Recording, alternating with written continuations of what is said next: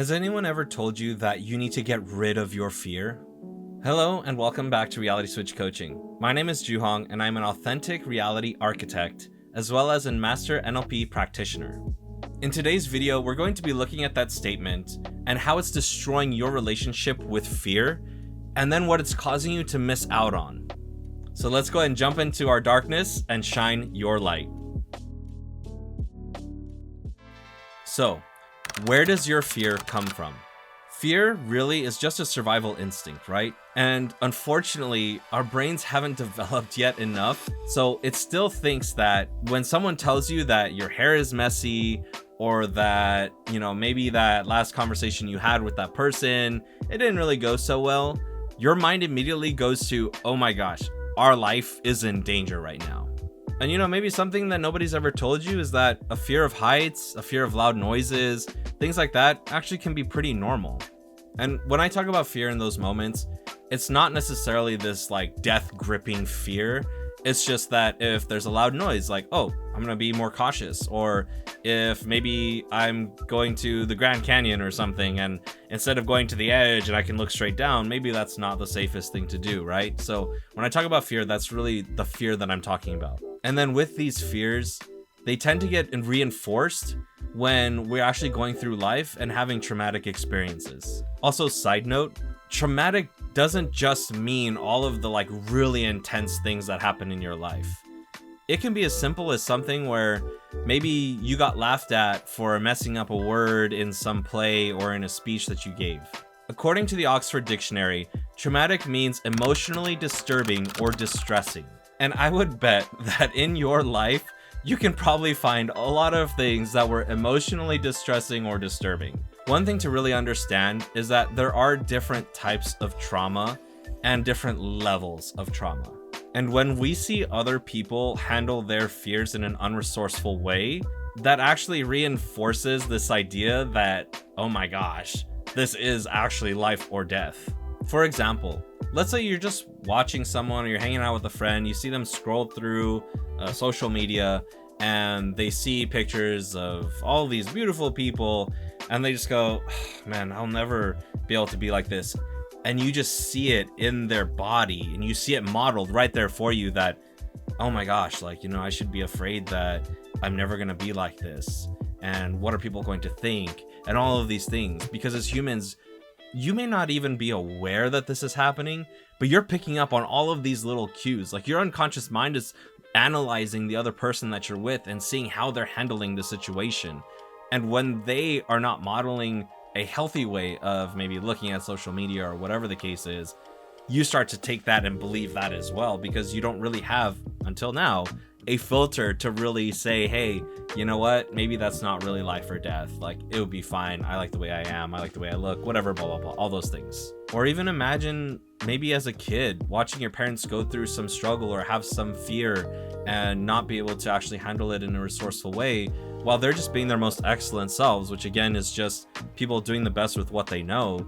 And you're just taking on all of those beliefs on fears because you're seeing it firsthand that, oh my gosh, I should be afraid of maybe being successful because successful people are evil and terrible or whatever the case is, right? You're just taking in all of these things because it's literally being modeled for you and you don't have any other form of reference as to whether or not this is a resourceful or unresourceful belief about fear.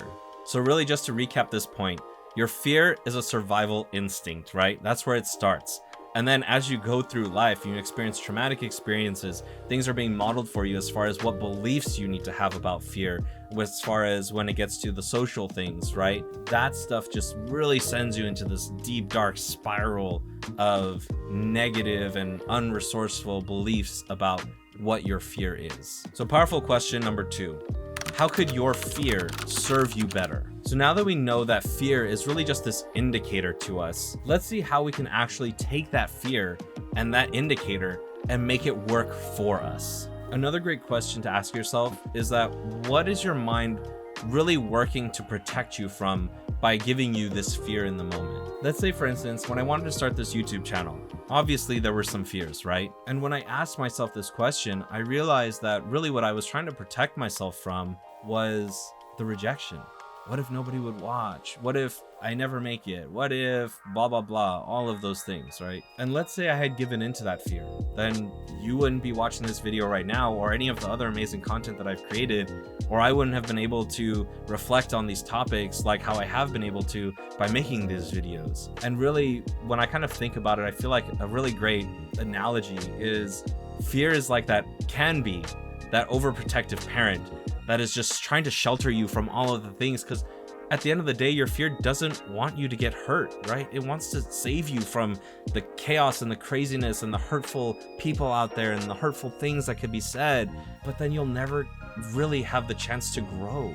If you always give in to your fear, then you forfeit your right to all of the wonderful and beautiful things that this world has to offer. And when you kind of understand why or what is causing that fear, then you can learn that, hey, look, I need to get through this fear. This is what the thing is. Let me resolve it. Now let me push past it.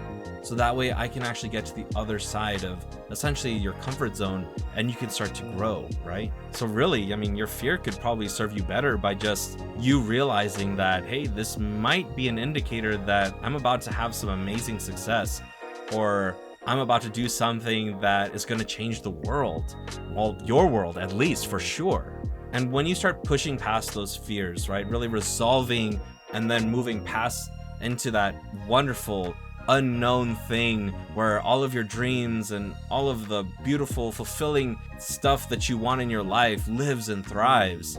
As you start to push past those barriers, always remember ecology, which is making sure that this thing is safe for you, safe for others, and safe for the world. For another example, let's just say that you want to go hiking, right? And let's say this fear kicks in. Hey, what if we get lost? Then, okay, cool. Thank you, fear. And then you go, okay, what can I do to make sure that I don't get lost or that I know my way around wherever it is that I'm going to be hiking? Then you start taking those steps, right? Oh, let me get a map. Let me plan out the route. Let me do this, blah, blah, blah. And really, that would be a better way of using your fear as just a, oh, hey, thanks for the reminder. Cool, I got it taken care of. So just remember, use your fears as indicators. And if there's things that are like, you know what, that doesn't really make sense to be afraid about, then just squash it. It's fine. You don't need it. So for that example, really your fear is just telling you, hey, there might be some things that you need to learn or kind of brush up on just to make sure that you set yourself up for success. That's great. I wish I would have friends who would just tell me that, right? Just, hey, look, I just want to make sure that you understand, like, these are some things that you might want to consider before you undertake this thing. Cool, great. And that's all your fear is trying to do. Just looking out for you.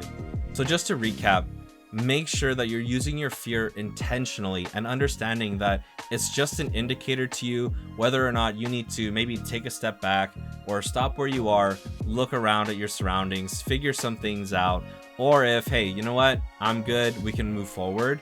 Just use it as an indicator. And I would say one fear that you really need to listen to is the fear of potentially missing out on our amazing content as we post every week. So make sure you subscribe, like, and also hit that notification bell if you're really enjoying this content and getting clarity in your life. And with that, let's go and get back into the video. So question number 3, how can I embrace my fear as my friend? So the first thing I want to mention is that there is this great book called Breath, The New Science of a Lost Art by James Nestor. And I'm going to leave a link to it in the description below so that way you can check it out. So in the book, he goes over a variety of different breathing techniques. And the one breathing technique that I find helps me in any situation that I'm in is what's called box breathing. So when you start to feel that creeping up of that anxiety, that fear, this is what I want you to do first. What you're going to do is you're going to inhale for 4 seconds. So then you're going to hold your breath there for 4 seconds. And then you're going to exhale for 4 seconds. Then you're going to hold your breath for 4 seconds. And then you're going to inhale again. And what you're going to do is you're going to continue that loop at least 3 times. And when you inhale, make sure that you're inhaling through your nose and that you're exhaling through your mouth.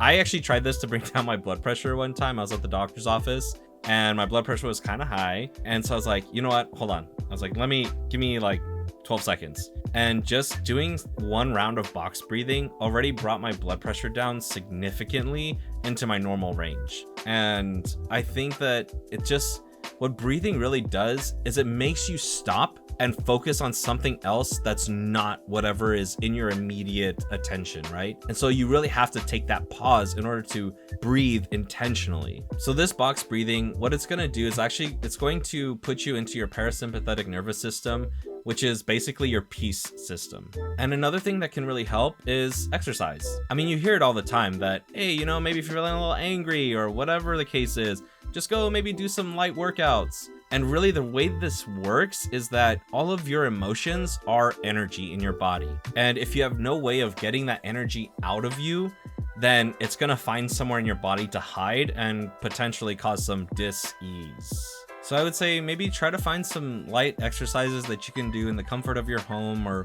wherever the case is, and just have some go-to ones just in case. Another thing that can help is to know what your outcomes actually are, because then if you know what you want, then you can decide whether the fear in that moment is resourceful or unresourceful. So let's say, for instance, you want to open a bakery.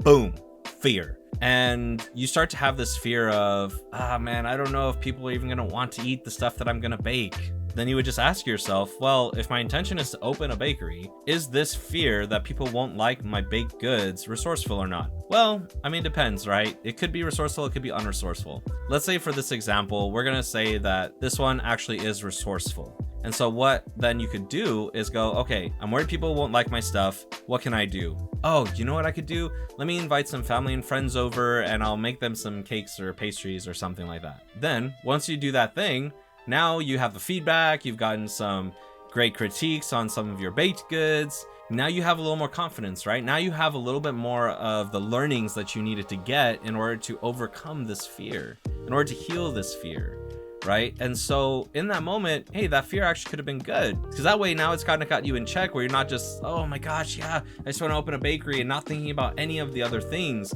Now you're actually focused and looking at, okay, how can I make sure I set myself up for success? A few more things that I would recommend. One is just getting a mentor. A mentor or a coach can really help you see the opportunities that unfortunately you will just never see yourself. A coach or a mentor can also just really clear up that fog when you're trying to figure out if the fears that you have are actually going to help you or how to actually make them work for you, right? One thing to make sure that you do is just to vet all of your coaches and mentors properly. And if you feel like maybe this isn't really the direction I want to go, then finding another coach or mentor. The last thing that I feel like I've found in just my journeys and talking with other people is that faith and action are two of the biggest things that can help people get through fear. When I say faith, I'm not necessarily talking about getting very religious. It's literally just the faith that no matter what happens, things are going to work out the way they're supposed to work out. And as long as I take the action on this physical plane of existence towards that goal, towards that outcome, things are going to happen for me. Also, when I talk about action, I just really want to clarify one thing. When I say taking action, I mean taking intentional action. Because you could be taking action and just spinning around in circles, not getting any results. And because you're never actually looking at, okay, how can I adjust? How can I adapt and do something better next time? So just make sure when you're taking that action, you're taking intentional action. So to summarize this question, how can I embrace my fear as a friend? Do your breathing. Do some light exercise to get that energy out of your body. Know what the outcomes are that you actually want to achieve. Get a mentor or a coach. Have faith that things will work out, and make sure you're taking the intentional action to make your dreams and things come true. And with that, I just want to welcome you to the Reality Switch Coaching family. And with that, I want to give you a gift of our family motto, which is no matter what happens, we're always going to make it through. Thank you for watching this video, and I'll see you in the next one.